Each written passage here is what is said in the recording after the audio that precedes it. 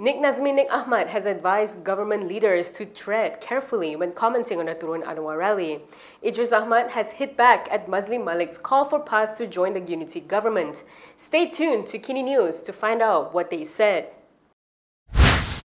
Former PKR Vice President Nik Nazmi Nik Ahmad has advised government leaders to be cautious when commenting on the recent Turun Anwar rally. This comes after Minister Nga Kwar Min claimed that 20 tons of rubbish were left behind after the rally last Saturday. In a post on X, Nik Nazmi said, when you make an issue out of something small like the amount of rubbish left behind, it can be interpreted as trivializing the genuine grievances felt by the Rakyat.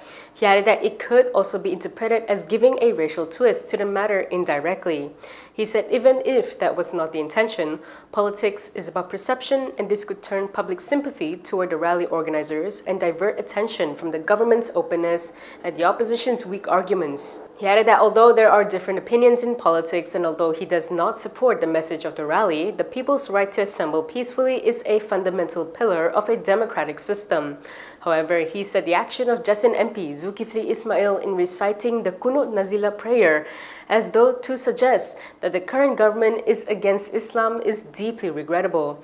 He added that one should never coat political differences with rhetoric of hate, adding that political alliances could change depending on the circumstances. He pointed out that PAS once prayed for the downfall of people they now support, like Dr. Mahathir Mohamad. He also noted that PAS used to be allied with PKR and DAP but now labels them enemies of Islam, with multiple reasons given to justify their political stand.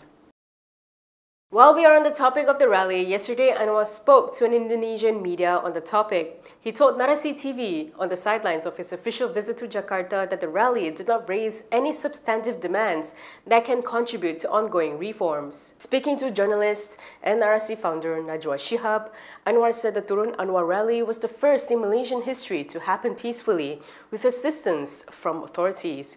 He added that the rally's peaceful turnout showed the effectiveness of the reforms under his administration. Anwar was responding to a question on his views on the current situation in Malaysia following the rally that called for his resignation. He also questioned what their demands were.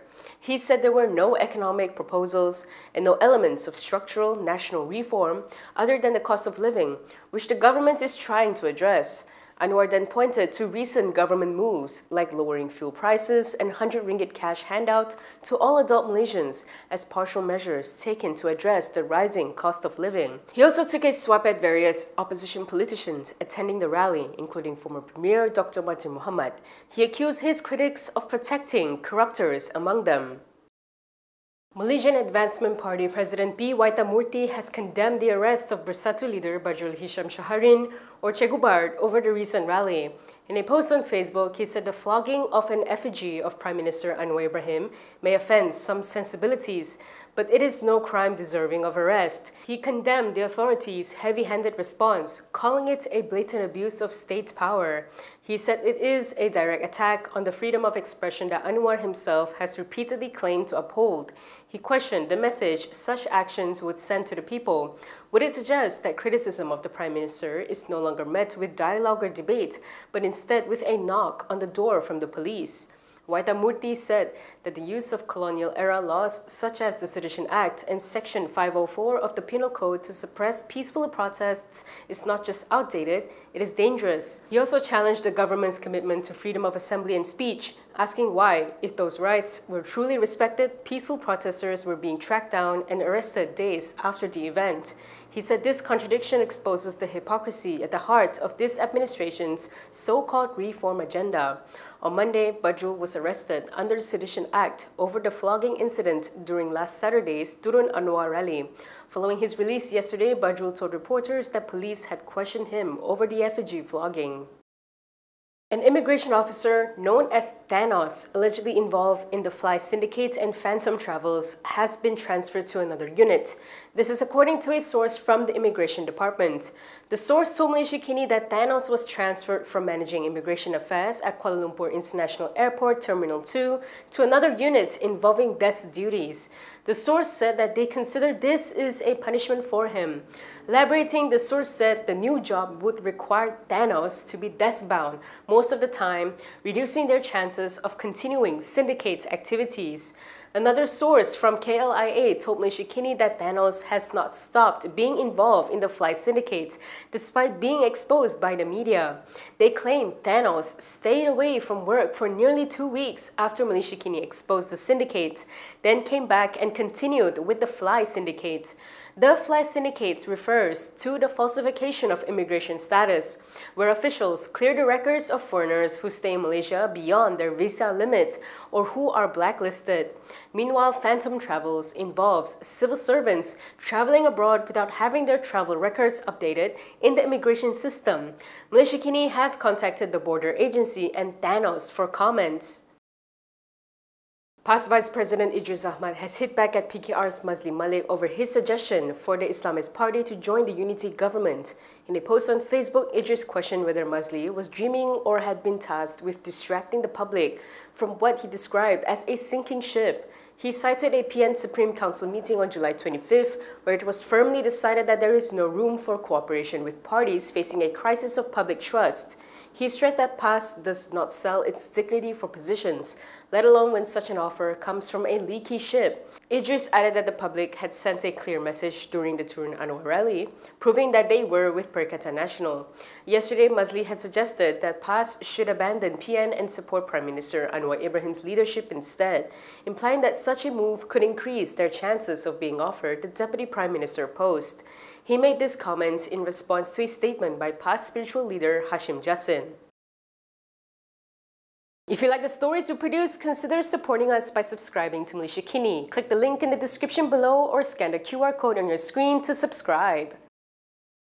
The United Kingdom will recognize a Palestinian state at the United Nations General Assembly in September, unless Israel agrees to a ceasefire in Gaza. This was announced by UK Prime Minister Keir Starmer.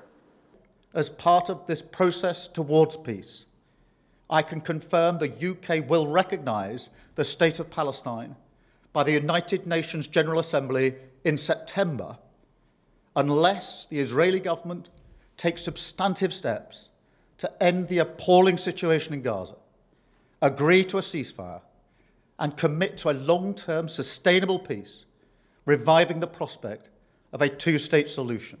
He added that this includes allowing the UN to restart the supply of aid and making clear that there will be no annexation in the West Bank. Starmer made the statement after a cabinet meeting yesterday.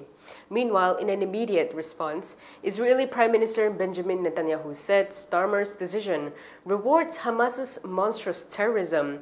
Netanyahu added that a jihadist state on Israel's border today will threaten Britain tomorrow. US President Donald Trump echoed some of Israel's criticism over the UK's decision, saying he sees it as rewarding Hamas. He added that the US has no plans to follow suit. Yesterday, PAS Information Chief Ahmad Fadli Sharia was told to apologize for posting a cartoon on the Thailand-Cambodia ceasefire talks, which was mediated by Malaysia. Fadli had said that he would leave it to the police as reports had been filed and would not apologize. We carried out a poll to find out what our viewers thought about the matter. Let's take a look at the results. 66% of voters said Fadli should apologize as the caricature was inappropriate. 18% said that there was no need to, as it is his right to free speech. Meanwhile, 14% of voters said that it is a normal thing as politicians often use satire. One voter said that there was no problem with caricatures of local politicians. However, they said the issue arises when it involves leaders of other countries. Another questioned why he had to compare foreign leaders to animals when his conflict was with Prime Minister Anwar Ibrahim. Voters also called for the authorities to take action over the matter. What are your thoughts on this? Share your views in the comment section below. That is all from me today. For more stories, you can go to kinitv.com. You can also follow us on Instagram, X, YouTube, and Facebook for the latest news updates. I'm Camelia. Thanks for watching.